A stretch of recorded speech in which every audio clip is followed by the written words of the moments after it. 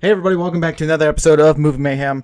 Today we do not have the normal co-host for the day, Chase Morgan Hewlett. Instead, we have Matt Hummel. Matt Hummel, welcome back. This is Movie Madness? Movie Mayhem. Oh, Mayhem? Clearly you don't watch the channel, it's okay. Oh, what channel is it on? Shield of Hope. Every Monday. I looked it up. You're keeping this in. I looked it up before I even came here, okay? I did not see it. He didn't watch the Oppenheimer review either because he has not watched Oppenheimer. Yes. I really want to watch that movie. I know, Oppenheimer's such a good movie. Would you consider rewatching it? I would rewatch it. Let's go rewatch it. You know what I will possibly be watching this week though? What? Or next week, excuse me. Barbie. Yeah. And there's a lot of things to talk about with Barbie because actually, Hummel, I don't know if I sent you, but there's articles called, what is it? It's Barbie is ruining relationships. Did you know that? No. Yes. Based off the themes of what's in the Barbie movie, some women are very displeased with their significant other for not liking the film based off feminist propaganda, and they are dumping them. So there's a whole Barbie revolution for dumping. Is it because of the ending? Because like I heard, I hold on, because I had a conversation with a coworker. I don't know what I'm allowed to say here, but because I haven't watched the movie either. But like I was having a coworker. I was having a coworker at work. I was having a conversation with a coworker at work, and basically he was telling me what happens at the movie, and he's like, I heard it. People were upset because at the end of the movie she gets this done, and I'm like, that's cool. Like, I guess, I don't know. And then like a coworker walked in during that conversation, and he's like dropping F-bombs like, what the did you guys just say? So, I mean, to me, again, I don't know. I'm gonna watch for myself. I know there's a lot of bad reviews out there. Am I going? I don't know. Is it gonna be, if it's a date night, I'm probably not gonna include it here, but like, well, if it's a date night, you're gonna have to look into the camera and tell Shauna that you want to come with us. I want to go because we know she's watching. I'll third wheel the crap out of this. You can review it because actually she talked about it, but there was actually somebody else that was commenting under my YouTube channel that was like, hey, can you review Barbie live in the theater? And I was like, you know what? Maybe if Hummel comes, maybe I'll have to review it and he can hold the camera and I'll do a quick review in the theater. Which again, I don't recommend people using their phone during the theater. Not saying I'll do it necessarily before or after, but it might happen. So, but yes, Barbie's ruining relationships, but it's also ruining the box office as far as like destroying everything in its way. It's on the path towards the Super Mario movie. Hummel, you did watch Super Mario, correct? Yeah. Okay. First of all, it's been so long since you've been on the podcast. Yeah. So we do have to discuss maybe even going back in time a little bit because what did you think about Mario before we even talk about Barbie necessarily? It's the 80s movies done right. If they had a time machine to go back and fix that, that's what it was. Well, the 80s movie was a live action movie. Yeah. Yeah. So a little bit different. It should have been animated. That's little bit different. No, that should have been animated. Well, I'm not going to disagree with that, but I mean, it took years. It's crazy, and it's because it's Nintendo, but it took them since 2015 to make that new movie. Again, it's because it's Nintendo, but that's still pretty crazy. Meanwhile, Sega's like churning out like Sonic movies now. And this is a little bit off topic even because, like I said, guys, we're going to try to stay on topic, but between me and him, we just go off topic and, you know, we're like, we try to keep everything branched together, but then we just go, yeah. It almost seems nostalgic anymore. Like they're not really creating, the studios aren't creating like this new content. They're going back and like appeasing our generation growing up and even like our parents' generation growing up. Because you look at Barbie, you look at Super Mario Brothers. Clearly they both did well. And they're going off that, what is that, nostalgia purpose. I think you're right about that, but like I actually think that Super Mario Bros. Had something going for it that was kind of an accident. And that's going to be Jack Black. Because of the singing and the voice. I didn't care for that song, but everyone and their mother loved it, so. Peach, understand. Yeah, I'm gonna love you till the very end. Sing it. I don't know. Peaches, I don't know it. Peaches. I don't know it. You don't know Peaches? No, because I didn't care for that song. And that's like a joke that went over my head that everyone loved. Well, first of all, everybody loved it because Jack Black and like even Matt sitting in theater, which there was like two Matts sitting next to me in theater. Yeah. So the friend group has like three Matts. It's very confusing. So the two Matts sitting next to each other in the theater were like, oh, it's a callback to Jack Black and his band. I'm just over here like, okay, I mean, clearly anybody in animation can sing and they can make you sing nowadays. So I don't view it like that. Although Jack Black can sing though. I just thought it was a good mixture of comedy to the film. I know you maybe didn't like the song, but I actually thought it was comedic. To me it's very forgettable. I don't remember it. Like to me it was like one of those side things that blew up for no reason and it just kind of stuck like past its form of relevancy and it became like a mainstay kind of thing, and I'm like, I missed out on this clearly because I don't understand it. The star was the best character in the Super Mario movie. Yeah, I love the Luma, the blue Luma. Yeah, So give good. up, all is lost. Just endless despair. All the neighboring cages are just like, get us out of here. Just give up. It's all over. The sweet, sweet smell of death. Yay. That And then was great. and then how they end it too, like the star comes back on screen. It's like, and it's over now, so you can be sad. Yeah. Now that you realize there's nothing and staring into a blank void. You know, whatever. Like so many good moments from that film itself. So I really did enjoy that film. I just want to say with that, speaking of Luma, you don't know who this is probably, but I want Rosalina in the next movie. That's all I want. So the Luma is related to her. Like that's her people. So. How many more Mario movies come out before they reach into like adventure and like the Sonics and the Zeldas and stuff like that? Well, Sonic is Sega. Well, I true. think. Well, listen. It's so before they even announced it, because Nintendo, correct me if I'm wrong, announced that they are doing a cinematic universe of their own, because that's the new trend these days. But looking at you, Mattel. So with that being said, I think I think they're going to start off safe, right? They're going to continue to develop Super Mario Bros. And keep on making movies like that. Because the next one's going to be Super Mario World. It's like the way they have that post-credit scene, like it's definitely going to be a Super Mario World movie. Unless they do like a spin and do something different. But it sounds like they're going based off of the Super Mario games. So like Super Mario Bros. Like this movie was like the first like, couple set of Super Mario games. And then like the next one's probably going to be Super Mario World. And then probably something else after that. But like, if they're really smart and if they're working towards it, which I don't know because it's too early to tell, but they would do a Donkey Kong movie. He's already in the first Super Mario Bros. Movie. It's world building. Great idea. Leave it open for Super Mario Galaxy, which is later down the road with the Luma. They have the Luma in there. Can come sooner or later, whichever. But ideally, they have their own Avengers style crossover. That's Super Smash Bros. Or they could even do a Mario Kart or Mario Party. Like they could do it in phases and get their way to Smash Bros. But either way, like Smash Bros is like the end game goal. But you would have to introduce different IP. So Fast and Furious version of Mario Kart. Just a movie on its own. I love it. Just like wait, Just Mario Kart, but like Fast and Furious style. Yeah, no, I think that'd be great. They could totally do a movie of that alone. And realistically, they might like phase one of this cinematic universe could just be Mario Kart, like those are the crossover movies, Mario Kart, Mario Party, like stuff like that. But it also depends if they decide to make Donkey Kong its own independent thing or not. Because right now it's attached to Super Mario Bros.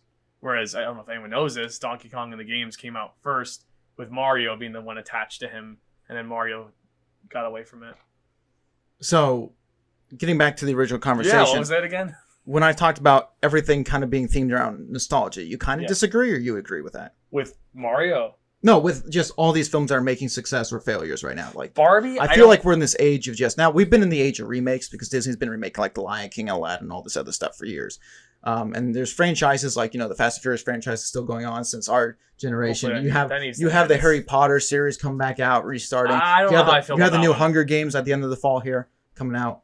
I don't feel good about that one. These are just stories that are continuing on from kind of our childhood almost. But it's funny how Super Mario and the Barbie movie make money, and they're making huge amount of money. Now they put a lot of investment on it, but flip side, we're going to talk about the Haunted Mansion right now, because that's something from even before our time. That used to be a ride at Disney before it was ever the movie itself with Eddie Murphy. But it's kind of going back to the day and age where like Disney was kind of a powerhouse. And why is it not working compared to the other franchises? They don't get it. What don't they get? They don't understand. So Disney is like in this really weird, like they are like, I don't want like, okay, so you ever hear, I'm going to keep using Nintendo, I guess, but you ever hear Nintendo, like the philosophy of Nintendo's like a generation behind, a gaming console generation behind? That's kind of what Disney is right now. And it's like they're behind in the sense of like, they see this opportunity, they understand it's there, but they don't understand like the parameters, what am I supposed to be doing? How far does it go? What can I get from this? They just understand it's an opportunity. So if you look at Haunted Mansion, as we just discussed like literally seconds before this, it was the ride, then the original movie, unless I'm wrong about that, and there's another movie I'm not sure of, but there's the ride movie, and then there's the reboot now, and it's like a remake, I guess, because that's what it is. It's a one-off. Disney understands that they have this opportunity to make all these remakes, and it's free money for them, right? But the issue is that they're just getting worse and worse and worse. And on top of that, they're churning them out to the point where they're trying to avoid the ones that are potentially sensitive or controversial because they're dated. So instead of making healthy adjustments to that, they're either changing it altogether or making it a different movie altogether. And the other part is to that is they just like, I guess the best example to say right now is like the Seven Dwarves. Have you heard about that? They're not even dwarves anymore. Yeah, and it's like, it was never offensive. It wouldn't have been offensive. I mean, you've offended more small people, because that's the correct term right there, by doing that. Like, you've successfully just taken away a stage for that kind of person. And you took away the jobs too, because there's actually been people outspoken about like, why aren't you casting? And like, there's only so many smaller characters, because like there's only certain small roles in films too. And Peter Dinklage owns that market. No, he owns everything. He's in everything. No, he does. No, seriously, he does. He owns that market. Like, it's just, he owns that. Like, when you think of small person, right? It's probably going to be Peter Dinklage first that you think of, because he literally owns that market. Like, that is his. Like, when he dies, it's going to be open to anyone else. But like, it's like, name another, like, the only other opportunity or renaissance for that kind of group would have been like Wizard of Oz era. I can name Kenny Baker. He did all the Star Wars ones. He was even inside the R2 unit. But I was just about to say, he was the guy that did like that stuff. Yeah. Yeah. And, and you had what's his name? But like, I'm talking about on screen. He didn't like, do you could see his like you could recognize him. Like, yeah. I forget who played Wicket, the Ewok, because he also took over some big roles too. I couldn't tell you. But yeah, I mean, so there's definitely a market for it. But getting back to the nostalgia purpose, it's not really a cash grab anymore. Like, you could say The Lion King, Beauty and the Beast, and stuff like that were cash grabs. But right now, they're coming off like their 5th straight box office flop almost. Hoping that they can cross the old crowd with the new crowd and maintain it. But they're pleasing and pandering towards this crowd, the new crowd, while setting flames ablaze to the old original crowd. So kind of like with Star Wars, because it seems to be a recurring Disney theme, is that they just... I think with Star Wars, they're being more aggressive with it, and they're saying, we can replace you at this point. I think it's... Well, Marvel's on the way there, too. Marvel's just running full rampant. Marvel has given up on the point of listening to the fans. They're just like, we're just going to do whatever we want to do. Ignore everything else. I think that to me, honestly, I think they drank whatever confidence shot and chugged it, and they were like, there's no way we could possibly mess this up after Endgame. We did such an amazing job. Pat in the back, you get a raise, you get a bonus, you get a new job, like promotion, blah, blah, blah. Like, it was, their head was like bachelor party 24/7. It was to the point where when they went to phase 4, they said, don't worry, we'll have it full of CGI and all that, and it won't matter because we've relied off of it before. We'll just do rinse and repeat and throw new IPs out there. And it turned into, where do we want to take this? Well, we have all these new characters being introduced and blah, blah, blah. It's like a phase 1 all over again. Right, but where do we want to take this? Well, we don't have to get to that yet because we're introducing all these new characters. No, you've had all these follow-ups after follow-ups with Avenger blockbuster movies. You can't do that anymore. We're past the phase 1 days. You have to maintain that level of energy. You don't have to outdo yourself, but maintain that energy. And their solution was, right, but we'll just keep throwing stuff on the wall until it sticks. And it's like, problem right there. Like, you just oversaturated the market with Marvel projects as a whole and superhero projects. You've contributed to superhero franchise fatigue, all that. You've failed at making consistent quality products in the Disney Plus TV streaming aspect of things. So it's like, again, they're realizing it now, and it's Jonathan Majors, right? That's it. Okay. So with that whole thing, like, I was thinking this before that happened, but like after this whole thing happened, I'm like really sure of it. But I'm fairly certain they didn't have a game plan at all. Went in there, threw everything at the wall. Hopefully something would stick. They were like, oh, maybe the audience will like this guy. Maybe he'll like this one. Maybe She-Hulk will take off. We don't know, right? That was their game plan. Whatever stands out, they'll go with. They got the Jonathan Majors, and they were like, this movie's a hit. It's going to be amazing. And on top of that, again, still off their slamming their whatever drink their Kool-Aid they're having, okay? Like, they're totally off their game at this point. But they go into that movie. They throw it out there. Audience doesn't care for it.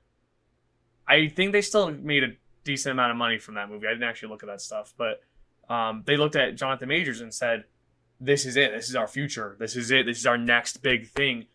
Then that scandal happened. They were forced to come out and say that stuff because that's actually quoted from one of the people. I forget who, but it just created a situation of like, that's why Marvel has their claws on this dude, because they're like, they can't afford to lose him because their future is planned around this one person, because they went into this without planning anything and just jumped into it saying, oh, we got this. And then projects due. It's like 2 hours before the project's due. Time to turn in your assignment, and they're panicking. So well, it's not the first time that Marvel had to replace an actor. Now it's the first time somebody's had to be replaced at this high level, like where they're taking the franchise to. Yes. Typically, it's a lot more subtle. There's like gaps for it, and they are known for the Iron Man 2 introduction scene with Rhodey. That was beautifully done because you look at him and say, "Wait, that's not him," and then you're like, "Okay," like you're just like, "Okay." I thought about it for a second. I'm already invested. You did it right at the start. You made it so it's like, don't worry about it. Going back to the comment about the new Phase 4 and like the character development and stuff like that. Which Phase 4 is concluded at this point in time, so we're good to... The films are slow and boring. Would you say that? That's come out of Phase 4. I think it had like 2 really good movies and the rest were like meh. Doctor Strange. Multiverse of Madness. Oh wait, I'm sorry. We had No Way Home. We had Multiverse of Madness. That is true. No Way Home. That's kind of the weird... Shang-Chi is actually... I am someone who deserves to be crucified for this because I totally... No, seriously, because I trashed on Shang-Chi, because that's how you say it. It's not Shang-Chi, it's Shang-Chi. I trashed that movie. I said... Because that was the first one I said I have Disney Plus for. I don't need to care. I don't have to worry. I can do whatever I want. Take that, Disney. And like, I just totally dismissed it, okay?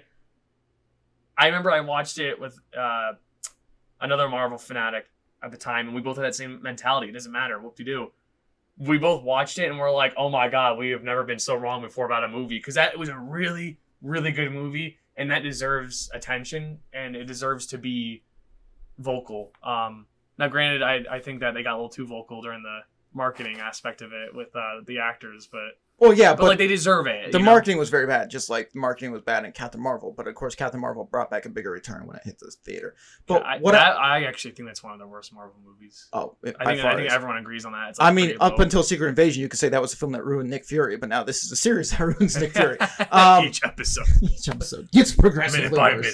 Minute by minute.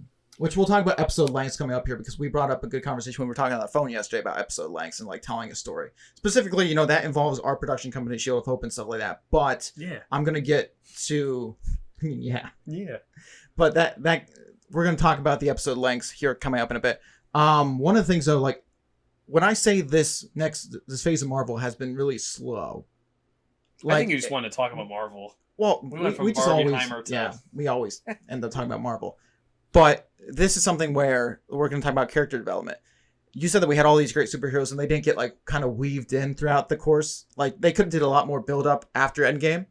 But do you feel like they just built off the Marvel brand and like, hey, they're going to know who these characters are. We're not really going to give them a backstory. We're not really going to spread this out over the course of decades. Well, that's the next evolution. That's what they need to do. That's the thing. Should they have been slower films progressing to tell like the story in which era they're in? Because it almost seems like with every film that came out, like they're full-fledged superheroes by like the end of the film. Instead of like the origin story, that's a dated and heavily relied on. They need to go away with that a little bit for at least. So for you a while. Actually don't want that then? I think the phase 1 storytelling. I could say that. Well, how do you introduce these characters now? Like because how they're introducing them now have been problematic. Black Panther is your best. No, but I'm talking about the new characters. How they're introducing new characters now have been problematic. Black Panther is because they just kind of like they want you to assume that they're all powerful now, so they don't really give you too much of a backstory. They just throw you in. Black Panther is your best example of that because he was introduced in Civil War, and then 2 years later he got his own movie. That's how you do it. Like that's like they've established. So again, Marvel right now is like we are staying, we are the now. It's like cool, then use that. What do you mean? It's like that's the again like Kool-Aid man, but. It's like they've already done it and they just don't understand what's going on there. You use existing IP franchises to introduce these characters and then you let them go like, I kind of want to see more of this character. I want a movie of them. Well, good thing we had that planned because we figured that was the goal, especially with how this movie looks. We introduce them and then we take them away and then we have him in his own movie. Bad example of this, but same concept. Indiana Jones Dial of Destiny. Have not seen that movie either. I really want it to be good. It's not going to be good. It's going to be bad. But either way, the character they introduce, Indy's friend's daughter. I don't know. All right, I don't know the characters. I don't know the names. I just know Indiana Jones. Okay, they introduced this character to not replace Indiana Jones, and not to replace his legacy at all, but to like, do you want to see more of this character because that's on the table? Like, would you like to? And apparently, people don't like her, so it's not. It's probably not going to happen. But Well, that was their solution to that Indiana Jones issue. But they tried that already with Kingdom of the Crystal Skulls. They was just with Shia Kingdoms LaBeouf's of the character. Crystal Skulls. What did I say? It's the Kingdoms of the Crystal Skull, I thought. Kingdom of the Crystal Skull. Kingdom of the Crystal Skull. Okay. Get it right. Anyways, they tried that with Shia LaBeouf, which I didn't think. Here's Just the thing. do it. I've also heard that this is the worst one, and I didn't think. Yes. First of all, I will go on the It's record. that whole sector. I of will Disney. go on the record and say though that when I watched Kingdom of the Crystal Skull when I was a kid, I actually didn't mind the film. I liked it. I haven't rewatched it in years. Now, will it hold up? Here's what. No, Okay, that's so why one of those movies I've could been be awful. well. Here's the thing. I've been on the record too of being like, hey, I remember true midnight premieres. Remember when they used to come out Thursday at midnight, which would be Friday morning, basically. Yes. But the midnight premieres, I always like. I remember my sister. It was her graduating year, I watched 2011. Or no, I didn't. 2011 was when Green Lantern came out. Yeah, that Okay. was a fun one. Now it was fun to watch in theaters because the crowd was so like into it. But when you watch it back now, it deserves all the terrible reviews it got. Well, But it always holds that memory. Like that movie is one of those movies where it was a fun watch, and then you realize how bad the CGI was, how bad this. Well, the story. I don't remember the story. I guess how non-rememberable the story was because I don't remember it at this point. But again, it's been a while. But that nearly killed Ryan Reynolds' career. That's amazing. One flop like that. well, he also had Deadpool. That took years. He didn't play that. He didn't play the Deadpool Origin, right? For Wolverine. He did. He had two back-to-back. Yeah, you're right. He did. Okay, so but that was bad too. You know, like it's just it was too bad. But that was out of his control. No, absolutely. Well, all of it's out of the actor's because if control. you watch, because if you that's why I mean, unless you're somebody like we talked about Tom Cruise before the podcast about whether he's like the true like the next Hollywood superstar, like one of the last ones there. I know you said Clint Eastwood, which I would love to get your list because that was a good reference and a good mention for like the Hollywood superstars that we think about today and like movie. I don't even know stars what he played in recently. I just know he still acts, and I find that mind-boggling. Oh well, he did like The Mule like 3-4 years ago, and that was still a good. That's film. what- I that's what honestly I'm thought saying. that should have been nominated for an award. I'm not. Well, that's what I'm kidding. saying. Like the dude's still like he's like I'm assuming he's at the point in his life where he's like, well, I'm just gonna do this until I die because I still have it in me. So no, that's how because that's how some people are. They just go until they can't, and it's like, who knows? That could be his passion that's keeping him alive. Because he's like, I'm telling you, he's like mid to late 90s. But before you get that list, back to Indiana Jones. I don't have a list for that. No, but back to Indiana Jones. Like I feel still hear that this is reviewed worse than Kingdom of the Crystal Skulls, Yes, like this one. because it shouldn't have been made because what they're. But I just don't understand, like, bringing in another character when the last character failed. Like, hey, we're going to continue the franchise with his son. Didn't Right, work. but Now they're going to try with whether it's his daughter or his friend's daughter. I have no idea. I haven't watched the film either. And I've stayed away from reviews of it, too, because, like, I don't care. Like, and here's the thing, too. I think a lot of people aren't even reviewing as many films as what they used to. Yeah, I still watch the YouTube critics that talk about films. But I don't feel like a lot of people are reviewing these films anymore because they just know they're hot pieces of trash. Well, I look at this one. So Indiana Jones, again, there's a common reoccurring theme here, okay? That whole Disney sector of Hollywood, like of movies and projects, it's just, there's a reoccurring couple of different things there. But Indiana Jones, like, that franchise has had a problem for a while now. And it goes back to even the Star Wars days. It's Harrison Ford, not necessarily him, but it's, like, that's a franchise that, like, once Harrison Ford goes, that franchise is going. Like, he said that. Like, I think someone backed him up, like, not George Lucas, but someone backed him on that before, like, a director. And, because, it's, like, that franchise is him. It embodies him. There are very rare projects that are out there like that, but, like, that is one that's very much like that. And I think with this recent movie, they realized that and said, we can't just replace him because, like, Indiana Jones is him. So I think their solution to that was, how do we continue this franchise without trying to replace Harrison Ford? Because it's just not possible. Like, again, that franchise is him. So it's like, what are our options here? Shia LaBeouf's character, Mutt, No, because I guess I didn't know this, but I guess his career went down the toilet because of he did more and more. There's like some addictions and stuff like that more too. controversial things over the past few years. I didn't know personal that. Problems at risk. Yeah, personal problems. And at this point, he's not blacklisted, but he's definitely not. Which how he doesn't have a job and Ezra Miller still has jobs is just beyond. That's a belief. double standard for another. That's just beyond belief. It's crazy, but have you watched that movie by any chance, The Flash? No. I haven't. I can't bring myself to do it. First of all, those are reviews that I listened to, and I was like, because I'm never going to see this film, and if I do, it's going to be like if we do a movies on the yard type night where it's like, hey, so and so got the movie, like, yeah, we'll watch it then and have some laughs and stuff. But it's not going to be good. It's not going to be serious. Exactly. Like they were relying. Okay, so this is what I know. Possibly spoilers. Doesn't matter. What is the worst thing that could happen? Okay, you tried to hide Ezra Miller in this film because of how his career has kind of played out in the filming and the production hell that's gone on. What's the worst thing that you could do? You bring in like all the Batmans and the Supermans, everything like that to try to save this film and do like this whole Flashpoint narrative. Yeah. But what's the mistake they made?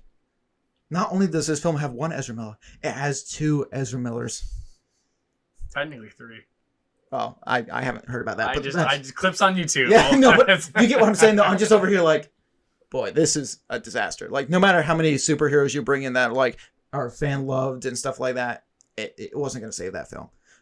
Give us Grant Gustin. I don't even know if he would do it though at this point. No, I wouldn't do it.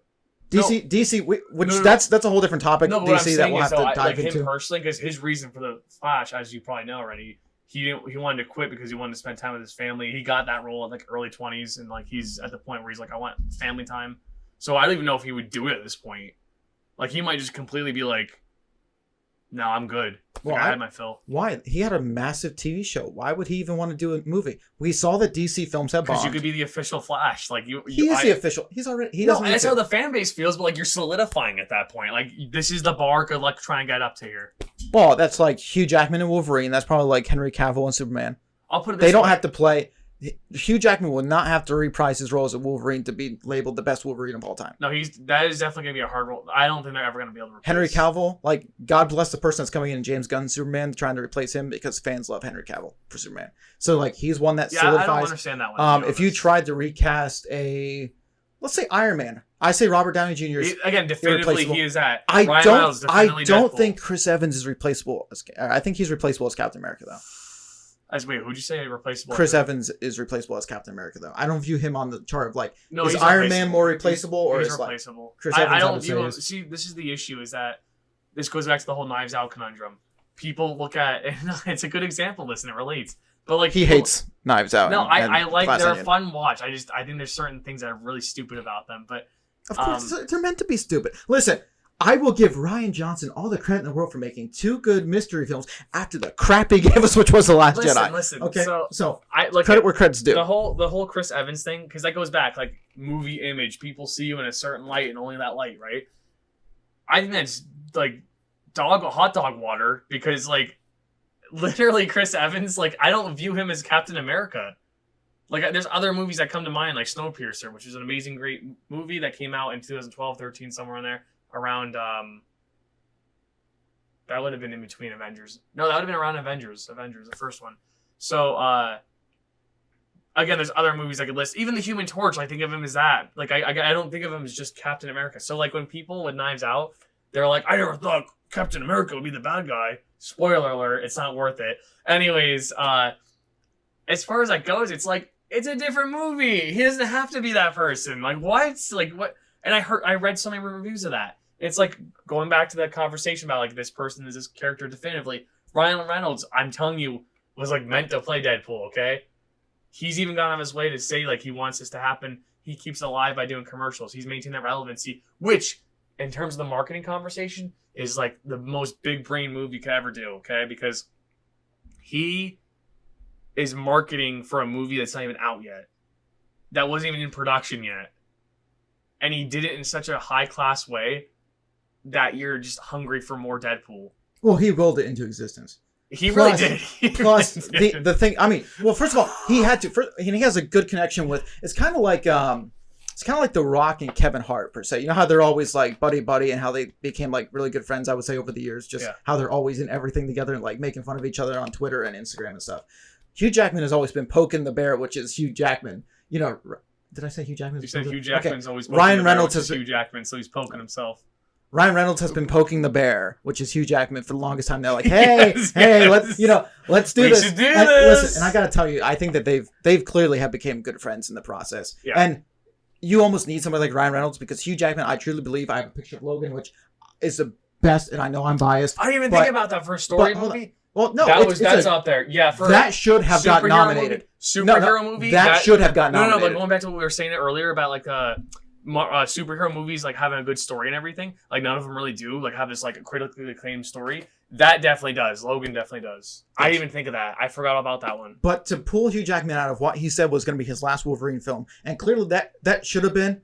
I'm kind of cool with him coming back for Deadpool for a movie or whatever, because he's not come back to the X-Men. He's not come back to another thing. Like that's his own kind of standalone. They made it clear they don't want to touch Logan. You know, it's clearly made for comedy though. Like this next when he reprises his role as Wolverine, it's something that the fans wanted him to be in, but they're not bringing him back for his own story, and I think that's important, because I don't think Hugh Jackman's going to do that again.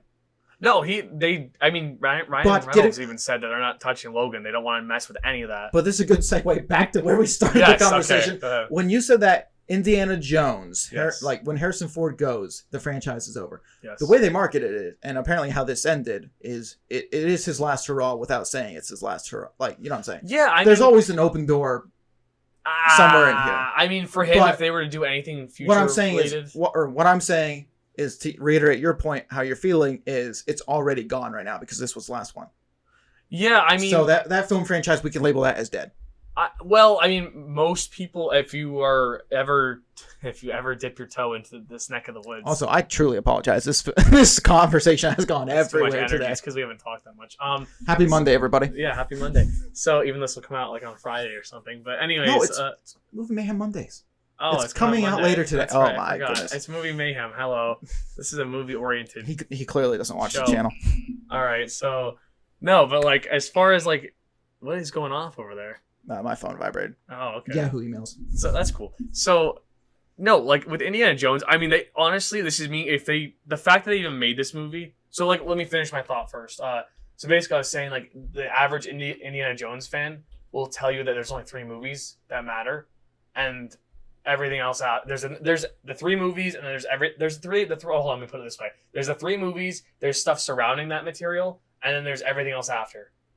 And it's like, yeah, Kingdom of the Crystal Skulls, that's a fun watch, but like, it's not an Indiana Jones movie. I want it to count, but it's not in my eye. It doesn't in my eyes. But like, people would rather have that ending versus Dial of Destiny ending, because it is a worse ending for the character. So Dial of Destiny is like, they didn't have to make this movie. There was no reason for it, but they wanted to. They expressed that interest. And at this point, if they ever wanted to continue anything with the character, first of all, it'd have to be now. Second of all, like now, like very, very soon, like not like immediately, they would have had to look at the awful reactions and said, we're determined to make a better movie. And they had to go out and do it like now. But like, again, that's probably not going to happen. We were surprised we even got this movie. Okay. But like Dial of Destiny, they could still do a follow-up of some kind. It could even be like a TV series or mini series or whatever, but it would have to be him mentoring somebody though at this point, as like I'm gonna be your backseat driver. This is your story. I'm Creed, Rocky Balboa. It would have to be like that. It would have to be, because at this point, like there's nothing to work with in that sense. So here's my question before we talk, because like you talked about a series, so we are going to reference and get on more of like a psychological marketing kind of perspective of like what makes a good series is the amount of episodes, and like, you know, what kind of we feel Hollywood's doing wrong and what we can kind of capitalize on here for our own independent production company. But tell me why Indiana Jones, and I know that they apparently reshot most of the film. Yes. That budget before it even started like was going to be a flop, because you were reaching $300 million for an Indiana Jones film, which has never done significantly well in the theaters. Like, it's never, I don't believe any film has hit $1 billion for Indiana Jones. So like, you almost needed it to hit that $1 billion to make your money back. So it was kind of doomed from the get-go. My issue is, and this seems to be more of a Disney problem. Now, there's things I could say as far as like Devotion, which was a really good, solid film. In case you didn't watch Devotion, it was a historical how do I want to describe it? It was a historical pilot coming off of, I believe, Air Force or World War II. Probably. Anyways, But that suffered because it was another flying movie coming off the success of Top Gun over the summer, and it had like a fall release. And that just, it didn't do so well because I think everybody was... burned. Well, that's the thing. I think everybody was so... Shut up over here, phone. I think everybody coming off Top Gun was like, oh, this is another flying film. But Top Gun was like held back because of the pandemic for like 2 years before it was released. And this always was it done for that long? Yeah. And this one, Devotion, always had this release date. So it kind of just got like screwed over because it was like the bigger film came in the summer and that was like a fall release. But to get to my point is Devotion, and I watched it, I thought it was a really nice, good, low budget film. It made maybe $100 million in the box office. And I was like, okay, that's fine, because like when you look at A23 for like horror films. A24. I love them. A24 for horror films. They could put out like a $10 million budget and get it back $100 million and be fine. And I was like, okay, well, this clearly, like, there was some CGI in this film, but I was like, okay, it clearly came close to making his money back, if not. That film, they spent $90 million on. For which one? For Devotion. And it made like 100, but like, making $100 million is nothing to shake your, like, nothing to, like, say, hey, like, this lost money, because, like, it looked like a low budget. Money again? Well, the production was $90 million to make. Right, but if it hit $100 million, are you talking about like just in the U.S. alone? Well, it still doesn't make its money back, Hummel. How much does it need to break even? For most films, so the strategy is, so let me use Oppenheimer for an example. Oppenheimer was about $100 million to make. Yeah. They probably put another $50 million into marketing.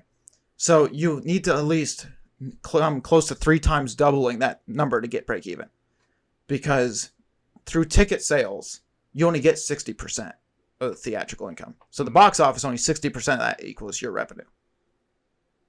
That's where it gets skewed. Yeah. So that's why Indiana Jones had to make like $900 million to break even. It wasn't either way. Like No, it wasn't. That franchise. But what I'm saying is, like, that's why Devotion lost money. And I'm just like, but it looked like a $20-30 million film, which you should have easily been able to make some money on that. But like, where's Marvel going wrong? And where's Disney going wrong when they're pumping out these budgets of $300 million for like if Oppenheimer, the budget before marketing is $100 million, why is Indiana Jones $300 million before marketing? Well, the deep fakes. But I mean, that still doesn't equal like editing time, like that much editing time. No, it's because all the budget went to the beginning where they tried de-aging him, or they did de-age him. But what makes Indiana Jones? And here's my thing: like, I criticize the Fast and Furious for going like extreme with their plots and like all the stuff that they have going on. They escaped racing movies. If they would have stuck to street racing movies, the budget would have been down and the gross probably would have been the same. Like, would have been just as like there. But nothing stronger than family. Well, you still could have kept that theme. But like, so Indiana Jones, go back to the 90s when Indiana Jones was there, and think to yourself, what made a good Indiana Jones film? The practical effects, the little plot things, like even just the boulder rolling behind them or whatever. Like, I was like, things in nature, not like that scene alone is iconic. No, but not time machine, not time traveling, not like all this other stuff. Like, go back to your natural realm of being like the archaeologist, and like, what are issues that he would face along the way of going to, like, whether it's a different tribe or the alien. Like, you could even include aliens, but like, make it something that's actually fearful here on Earth, rather than like this CGI time traveling wizardry. You know what I'm saying? Well, I mean, there's more there. I don't know enough, and I don't want to spoil it, but there's actually a cool like Earth related reasoning. Well, no, that's fine, but like, how is that worth $300 million budgets? It's not. It's because of the deep fake, because they dumped everything into getting young Indy. But you can't tell me that cost them that much money. It did. I disagree, because it's only 20 it wasn't the whole thing, but it was the majority. It's only the first 20 minutes of young Indy. Yeah. Because they. I guess we shouldn't say young Indy. We should say middle age probably. But anyways, no, it's because they reshot. They did like a bunch of stuff and they reshot it all. Yeah. And then that little bit we got in there is what they reshot. You should have still been able to. That film should be $100 million budget before marketing, and even if you reshot that film, it should only cost $200 million. Why there was a $300 million, I have no idea. Listen. So if they wanted to continue Indiana Jones, they easily could have with the deep fake stuff. The issue is that they went overboard and messed up because of it. As I'm sitting on my keys, there we go. But like, they easily could have made a series. They could have made sequels where they just Harrison Ford just in the booth, like just talking, and because they only need his face at that point, but and just his vocals. But they couldn't get rid of his his old voice, his rough voice, whatever you want to call that, so you can tell. But like, which didn't sell. Like people they couldn't sell that, so like people had a hard time with that. But you can still tell because of that. Yada yada yada. Anyways, they could have easily just made movies with a different actor playing Indiana Jones, doing the action scenes, and then you have Indiana Jones. Well, Harrison Ford just doing the face and the vocals. But again, it didn't pan out because I think they didn't know. I think they went into that project and they were unsure about what they could accomplish with the deepfake technology. And I'm looking at it as like an experiment with... Do you need to answer that, sir? No. Okay. I'm just taking off so it doesn't make noise. My bad. Okay. Start that. If you could start that over. No, I'm just going to say... basically... I'm looking at this Dial of Destiny movie as Lucasfilms and higher up than that, Disney said, what can we accomplish with a deepfake project? What can we, like, let's experiment. Let's try. What franchise could we use to do that? Indiana Jones. Okay, we can make that work. Perfect example. And they used it, and they got what they needed from that, and that movie was the end result. That's how I look at that movie, even though I haven't seen it yet, because I will see it eventually. I'm in no rush to see it, just like Rise of Skywalker. I am in no rush to see that movie. No. But you brought up about making things serious, and I think that we're going to end on this because I thought we had a very good talk over the phone, specifically on like what we plan on doing in the future, whether it's Vigilante Pictures or Shield Productions, and like little series that we have potentially coming out. I told you this, and this is the same advice I would give to Disney or a bigger studio. I was actually cool with Kenobi. Everybody was like, oh, the Kenobi. Which, first of all, when I say I'm cool with it, I'm not cool with the series. The series was a piece of crap. But I was cool with the fact, like, everybody's like, oh, it should be like 10 to 15 episodes. Like, no. First of all, it should have been its own standalone movie. People would have flocked to the theater to go see an Obi-Wan movie. Yeah, I don't know why it wasn't. But here's the thing. Keeping it at shorter episodes and even, like, condensed episodes, I actually appreciate that because as a writer, as a director... Was it 30 minutes?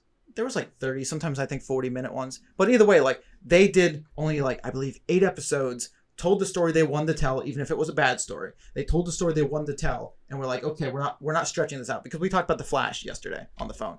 The Flash, specifically as seasons go on, and this is a TV show, The Flash, not the movie The Flash.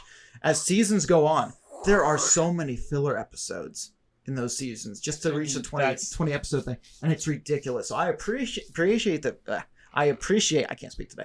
I appreciate the fact that they actually took the time. Where like, hey, how many episodes should this be? Like, do we want to stretch it out more? No. Okay, let's tell this in this condensed amount of time.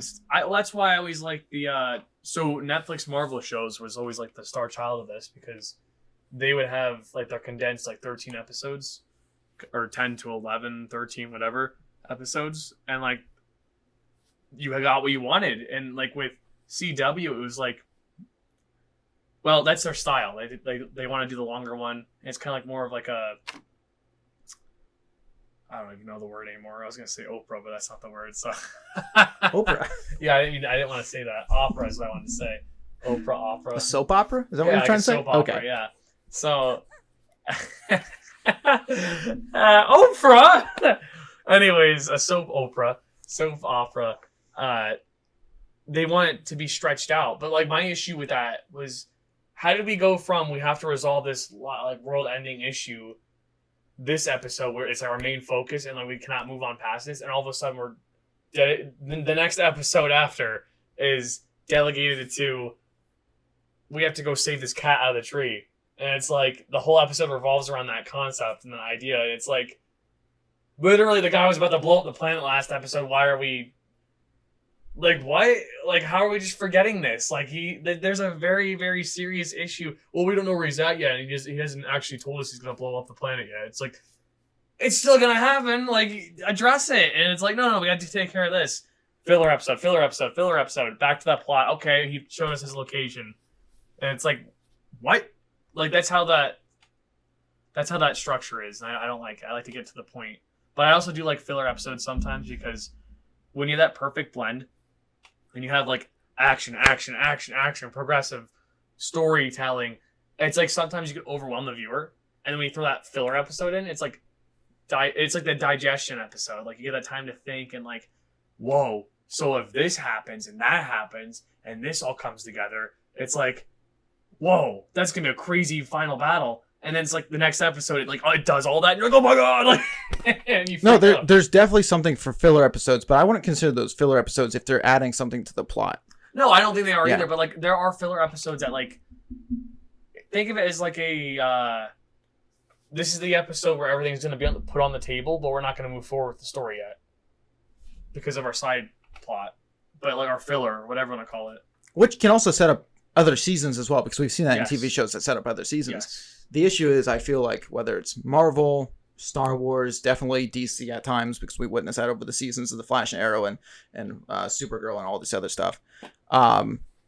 They haven't exactly added to the plot necessarily with half their filler episodes, and they just kind of drag it out because it's like, oh well, the network requires us to meet 20 episodes. It's like 22, I think. Yeah, something like that. Yeah.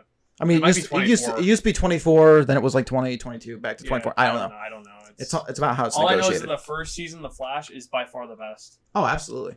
And then, well, the first season of a lot of shows are good because when they're pilots, they're not guaranteed. And this is the same thing with like going back to Star Wars, which we talk also heavily about. The first Star Wars, obviously George Lucas wouldn't have made the Death Star blow up in the first one if he knew he was getting multiple. So typically the first season is actually really good because they're not guaranteed a second season. If they ever go to remake the Star Wars franchise, I think that's an idea they need to heavily explore. You think that's a good thing? I think if they ever decided to, and this is probably what they would have to do, is they would have to like go like break into George Lucas's house or his grave, wherever he's gonna keep him whenever this happens. That is a hot take. No. But like, if they ever did, it is a hot take. But if they ever did explore that, I'm saying anyone, like even if George Lucas magically got the rights to the movies back, and like he's like, yeah, I've just decided to like eradicate everything and start over for like with the reality stone. Like, yeah, but anyways, but like. I kind of want to call Jake and put him on speaker and say that Hummel talked about exploring remaking. You gotta understand what I'm saying here. That is fascinating. What I'm saying is, if he ever did, right, the starting over point would be to go with the original plot for A New Hope. Okay, so here's the question: how long? And this will be one of the last conversations we have here before. Or if you ever wanted to do a re-envisioning, because we know how George Lucas is fond of those, or if you ever wanted to pass the torch to someone else to do. Like, yeah, the New Hope, I originally wanted to keep this Death Star still going and strong. And, like, again, there's potential for that. That could work. Yeah. Well, first of all, I disagree that anybody should ever explore it, but I am going to ask a serious question. I don't want them to. A lot of people are like, oh, there's properties and stuff like that will never be touched. As time goes on, studios, executive people, as soon as the copyright thing kind of ends, other creators kind of jump in. Yeah. Other creators kind of jump in. So my question being, how long until they do? Not saying that they should explore it, but how long until Star Wars gets actually rebooted? Is it like 50 years? 70 years before they actually do it? Because eventually it's going to happen, and I think it's sad for all of us. 2070. You get what I'm saying, though? Eventually it's going to come to a point where people are going to do it. It'll be 2070s when that happens. But like, look at Winnie the Pooh instantly happened too. The moment the person found out that was an option now, they went ahead because it expired and Disney didn't say anything. They just were like, whatever. They didn't try. They didn't put up a fight or anything. But I think it's because they realized they couldn't. But because I still don't understand the Mickey Mouse thing. But as far as that goes, like Winnie the Pooh had a horror movie and it was awful. Like, but it was on the spot created because they could. Batman 2035 is going to be going through that same process because it's going to be available to the public in the public domain. Is that because? Which Superman's right after him, I believe. Is it to the public domain, or is it because it left the hands of the estate? So from what I understand from copyright law, like there's reasons why. What's not just no matter if you're still alive or not. I thought it was so many years after you're dead. But here's the thing: I thought it was if it didn't get passed on to like say you willed it to a family member. I didn't think then it matters so much. Once a company buys it, I think the company can lose the right. But I thought as long as it was in your estate, which is the reason why who's fighting is it Spider-Man? I'm sorry, what? There's somebody that was in recent news that was fighting like to get the rights back or whatever. I forget who it was from. I mean, Spider-Man's in a really complicated, like actually a spider web, like a crazy situation. But there's also somebody's family estate that believes they need to get paid or like something for. I forget. I think I know what you're talking about, but I can't name it. But there's also we covered it like when it happened months ago, but I do forget it. Yeah, there's also Friday the 13th, which is another whole debacle, and that killed the game in the process. But that one, I think, has just been resolved.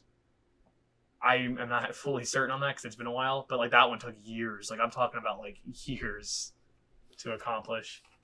But like it's supposed to last a natural person's lifetime, and like if you go by statistics and average, it's supposed to have like some spare change in there too, because you don't know who's gonna pass away. But so they went with 100 years, and that's like from when it gets copyrighted. Yeah, and then carries through because Batman came out in 1935, I believe. Yeah, he would have had to. So. Yeah, I don't know enough about copyright laws to do it, although it's basically it's something to look into. The only exception, and I think Mickey Mouse took advantage of the situation of the system, or whatever. But Mickey Mouse should have been public domain already, and as he was about to be turned into public domain, they took advantage of the system in some way. I forget how it was, but they like shoehorned him into Disney to keep him there. And I don't remember. I gotta look up that video again. There's a video that explains it really well. But maybe it's more like a property trademark than it would be like a copyright. Disney did something weird. Like they did it wasn't shady. It was just like they found a legal loophole. Yes, but like since then it hasn't been possible to do that, from my knowledge, to do with copyrights. Like that was like the only time that was really utilized. We need to explore it. Yeah, I need to look into that again. We need to copyright every It's a single really one of interesting works. story with Mickey Mouse. So. Well, Matt Hummel, thank you for joining me on Movie Mayhem Mondays. Yeah. You will be back next week for another one, I do believe. Let's do it. Let's do it. So thank you guys for watching. Tune in next Monday to another Movie Mayhem.